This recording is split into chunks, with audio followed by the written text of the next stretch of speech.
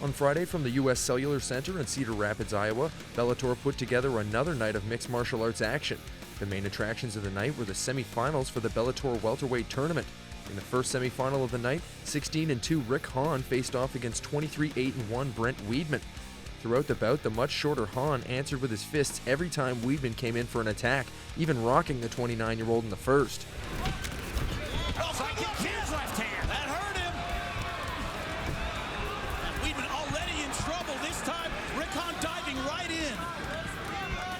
For the next 2 rounds, Weidman was the aggressor, using a lot of kicks and trying for the takedown.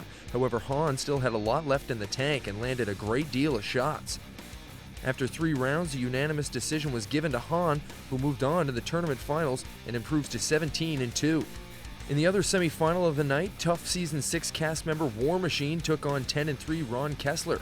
War Machine came out attacking, but it was Kessler who quickly got his opponent's back and took the fight to the mat. The BJJ black belt War Machine fought off numerous submission attempts but was bloodied up by the short punches Kessler landed from the back. As the former UFC fighter stood back up, Kessler tried once again for the rear naked choke, and it was good night War Machine. Now under the neck. Now he's in trouble, Sean. That is tight, and Kessler looking to finish for the upset win. This is over. That is in a technical submission win. Spotted by Dan Mergliata, and the upset win complete for Ron Kessler. With the technical submission win, Kessler will now face Hawn in the tournament finals. Also on the card, Tough 3 middleweight winner Kendall looked to make his Bellator debut a successful one as he took on hometown fighter Paedo. In the first, Grove used his big 79-inch reach to keep his opponent at bay and even scored a knockdown.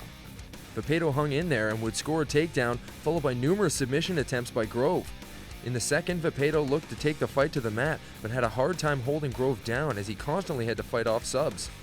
In the final frame, Grove turned it up a notch as he landed more strikes and scored a takedown of his own. Paedo was tough and ended the fight on top, while Grove once again looked for submissions from the bottom. After 3 close rounds, the judges awarded the unanimous decision to Grove on scores of 29-28 and 2 judges having it at 30-27.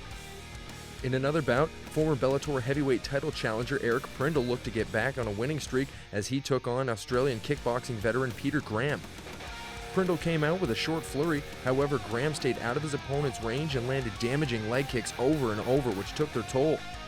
Prindle's mobility was drastically compromised by those leg kicks, which Graham would take advantage of and almost took Prindle out with a barrage of punches. Towards the end of the bout, both fighters were exhausted, with Prindle almost staying stationary and looking to land a big haymaker. In the dying seconds, Graham pulled out an unexpected front kick to the face of Prindle, which knocked him down right as the bell sounded.